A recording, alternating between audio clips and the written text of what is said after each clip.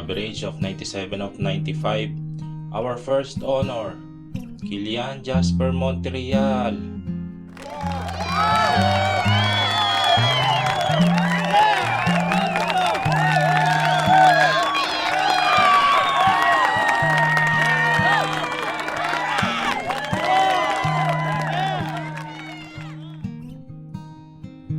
Saad ng MC sa kapalakpakan ng buong crowd. Agad namang umakyat sila tita para sabitan ng medalya si Kilian. Recognition namin ngayon bilang second year high school at ilang buwan na lang ay third year na kami. Parang kailan lang magkaaway pa kami ni Kilian. Congrats sa inyo ha, kayo na talaga ang smart couple. Saad ni Rhea na kasama si Matthew. May honor din naman sila, 4 and 5, kaya masaya din ako para sa kanila. Congrats din sa inyo. Tara na, kain na sa bahay. Saad ko at inaya na ang lahat. Pagkadating namin sa bahay ay nakahanda na ang mga pagkain, kaya naman kanya-kanya na rin kami ng pag-upo. Katabi ko si Kilian at nasa tapat naman namin si mama at tita. Masaya ang lahat dahil sa mga na-achieve namin. Hindi na din ganun ka-stress sila mama dahil okay na raw ang kumpanya at pwede na daw silang magbakasyon palagi. Sariling sikap at pagod ang inilaan nila mama sa company dahil ayaw daw nila na may madamay pang iba. Nag-offer kasi si tita Anastasia na tumulong pero nag-resist sila dahil baka sila tita naman daw ang balikan ng modus sa kanila. So i-arrange na ba namin kayo? Saad ni Papa habang natawa naman agad at umiling si Kilian at umayos ng upo. Wag na po tito, gusto ko po, ako na ang kikilos sa usaping yan. Saka bata pa po kami tulad ng sabi ninyo. Ngumiti naman silang lahat. Binata ka na talaga iho. Alam mo na ang mga dapat gawin, kaya buong puso kong pinagkakatiwala si Riz sa'yo. Ngumiti naman si Kilian at nagpasalamat. Nagpatuloy naman ang kanilang mga kwentuhan habang kami naman ay kain lang ng kain. Pagkatapos ay nag-aya naman sila tita na uminom sa may garden. Maganda ang panahon dahil hindi maaraw at mahangin. Nagpalit na muna ako at saka bumaba na muli. Nakita ko naman si Kilian kasama sila Matthew at nagtatawanan. Double date tayo. May bagong movie na ipapalabas ngayon G? Nagkatingin na naman kami ni Kilian at sumang-ayon na rin. Nagpaalam muna kami at saka naghanda. Umuwi muna sila sa area para magpalit. Ganon din si Kilian. Pagkababa ko ay nakita ko na agad si Kilian sa baba. Suot ang niregalo ko sa kanyang polo na kagaya ng design sa akin. Mga ilang minuto pa ang lumipas ay dumating na rin si Rhea. Nainggit pa sa amin kasi daw pares kami ng damit ni Kilian. Nakakainis na kayo ha. Minsan lagi kayong planado agad. Ang sarap nyo sampalin ha. Tara na nga. Tumawa naman kami at lumabas na rin. Ingat kayo mga iho. Huwag na magpapagabi sa daan ha. Tumango naman kami at lumabas na. Sakto naman dumating na ang Uber kaya naman lumaraga na kami. 2:00 pa lang ng hapon ngayon kaya naman matagal-tagal ang oras namin. Pagkarating sa movie theater ay pumila na agad kami sa bilihan ng tiket. Sabi ni Azaria ay maganda raw ang palabas dahil sikat daw ito ngayon. Bumili na rin kami ng popcorn at coke habang naghihintay. Ilang minuto ang lumipas ay pumasok na rin kami at naupo sa gitna.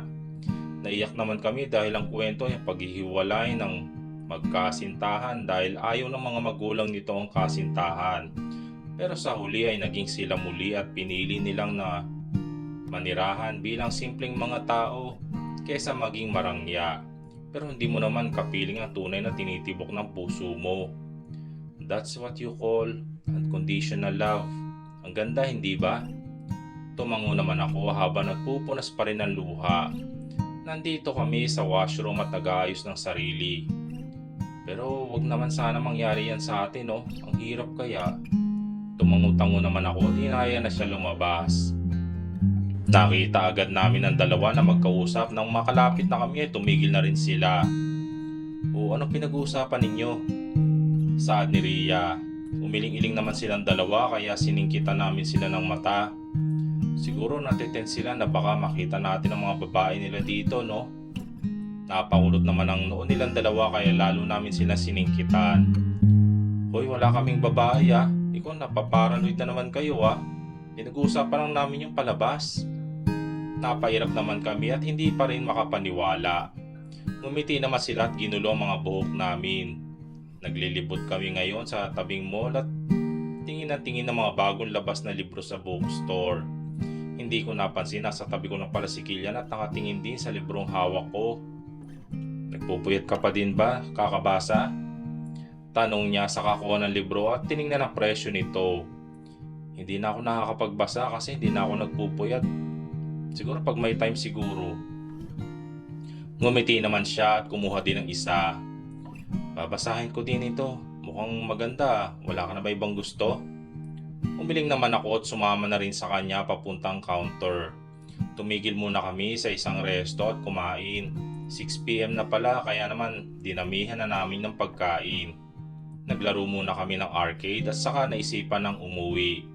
Pagka-uwi agad na ako nagpaalam at nagpahinga na. Nasa kusina sila mama, nakain ng hapunan.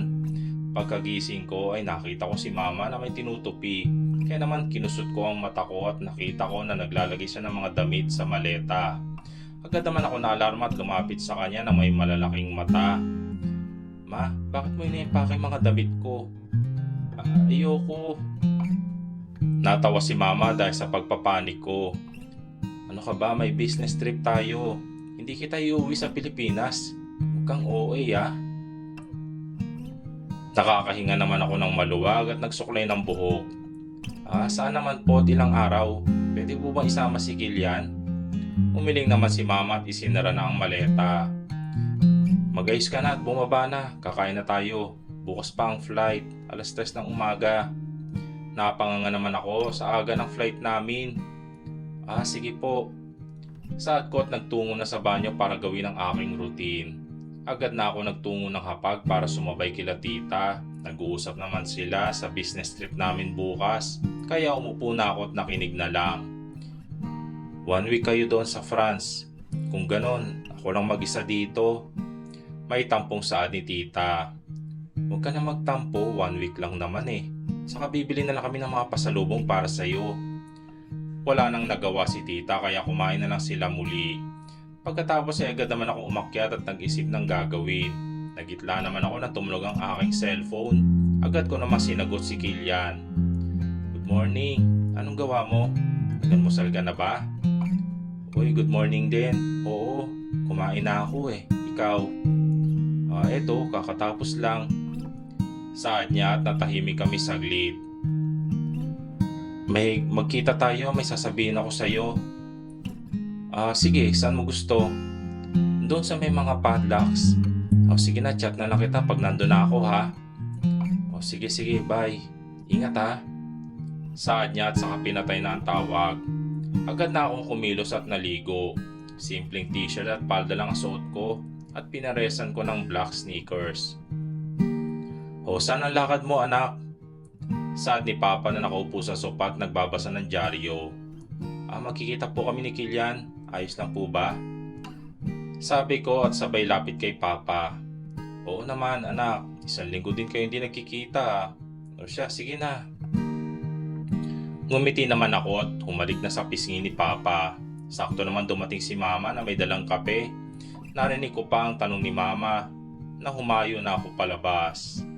Nakita ko na agad ang Uber na pipick up sa akin kaya naman sumakay na ako at sinabi ang pupuntahan. Pagkadating ko ay nakita ko na agad si Kilian na nakatingin sa kanyang cellphone. Pag-angat niya ng tingin ay agad naman siyang napangiti at niyakap ako. So ano yung sasabihin mo? Ngumiti naman ako, tinawakan ng kamay niya. Mamaya na, mamasyal muna tayo. Napasimangot naman ako, pero sumama na lang din. Hindi ko na namalayan na 12:00 na pala, kaya naman pumasok na kami sa isang resto at nag-order ng pagkain. So sasabihin mo na ba? Nakataas ang kilay na saad ko. May business trip kami sa France, 1 week din kami doon. Napatigil naman siya at tumingin sa akin na malalim ang iniisip. Hindi ba pwede sila tita na lang?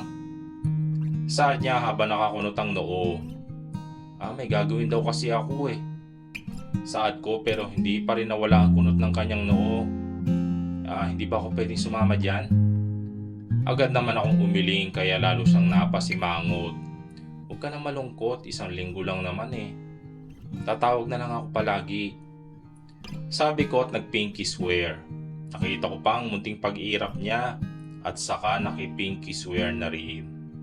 Sige na nga, basta huwag ka na lang makipag-usap sa iba ha. Nagsaludo naman ako at ngumiti ng todo. Saktong dumating na rin ang pagkain kaya naman kumain na muna kami. Pagkatapos ay lumipat naman kami ng pasyalan at inabot na kami ng 5:30 ng hapon. Hindi pa sana kami uuwi pero nagabi na kaya naman humayo na kami sa sasakyan. Sakto naman may taxi na nakapark kaya naman ay agad na rin kaming sumakay. Tahimik lang kami buong biyahe at kontento na magkasama kami. Ilang minuto pa lumipas, tumigil na rin ang kotse sa tapat ng bahay nila. Ayaw niya pa sana lumabas pero pinilit ko na siya. Nagitla naman ako nang bigla niya ako hinalikan sa labi at pumasok na sa kanila. OMG, first time ko kaya yun. Tulala lang ako hanggang nakarating na ako sa bahay. Kanina ko pa rin hinahawakan ang labi ko na parang nakahalik pa rin siya sa akin. Ramdam ko pa din ang malambot niyang labi. Napatalo naman ako sa gulat nang biglang nagsalita si Papa. Kumusta ang lakad niyo anak? Ngumiti naman ako kay Papa at nagmano. Ayos lang po, Papa. Saad ko at nauutal. Umiba ako ng tingin dahil baka mabasa ni Papa ang mga mata ko. Halika na, kumain na tayo. Nakahinga naman ako ng maluwag dahil wala siyang nahalata. Pagkatapos kumain ay agad na rin ako umakyat dahil baka madulas pa ako sa kanila. Pagdating ko sa kwarto ay agad akong sumigaw dahil sa sobrang kilig. Agad na akong lumusong sa kama ko at paulit-ulit na nire-replay ang paghalik niya sa akin hanggang sa napagod na ako at nakatulog. Itutuloy.